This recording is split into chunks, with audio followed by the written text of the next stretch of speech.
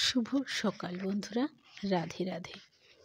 ভগবান শ্রীকৃষ্ণ বলেছেন, মানুষ যেমন জীর্ণ বস্ত্র পরিত্যাগ করে নতুন বস্ত্র পরিধান করে, দেহীও তেমনি জীর্ণ দেহ ত্যাগ করে নতুন দেহ ধারণ করে। আমাদের জন্য ভগবান যতটুকু নির্ধারিত করে রেখেছেন তার শুদ্ধ ব্যবহার করার জন্য অনেক সুন্দর সুন্দর উদাহরণ আছে। ভগবদ গীতাতেও এর ব্যাখ্যা রয়েছে। কুরুক্ষেত্র যুদ্ধের প্রারম্ভে অর্জুন স্থির করেন তিনি যুদ্ধ করবেন না। এটি ছিল তার নিজের সিদ্ধান্ত।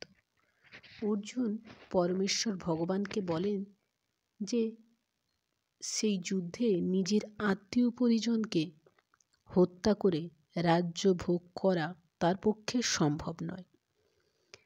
দেহাত্ম বুদ্ধির ফলে তিনি এই সিদ্ধান্ত নিয়েছেন। তিনি মনে করেছিলেন তার প্রকৃত স্বরূপ হচ্ছে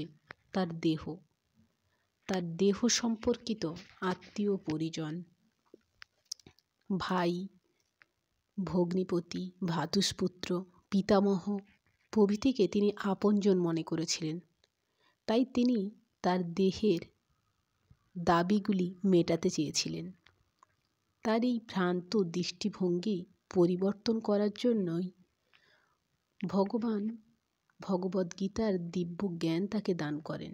অবশেষে অর্জুন ভগবানের নির্দেশনায় যুদ্ধ করতে স্বীকৃত হন। তখন তিনি বলেন, করিষ্যে বচনং তব, তুমি যা বলবেন আমি তাই করব।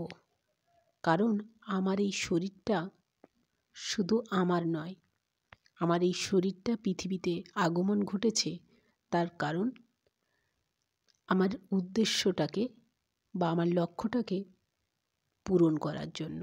আর সেই লক্ষ্য পূরণের জন্য যদি আমাকে যুদ্ধ করতে হয়, তবে আমার জীবনের লক্ষ্য বা উদ্দেশ্য যদি তাতে সার্থক হয়, তবে আমার সেটাই করা উচিত।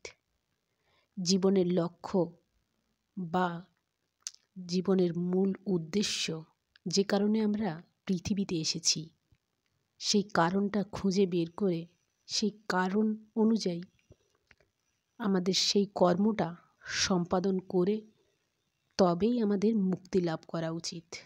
আর এই মুক্তির জন্য যদি আমায় যুদ্ধ করতে হয় বা সব কিছু নিজের পরিজন, আত্মীয় স্বজন সব কিছু ত্যাগ করতে হয়, এমনকি নিজেকেও যদি বিসর্জন দিতে হয়, তাতে সেটাই করা উচিত।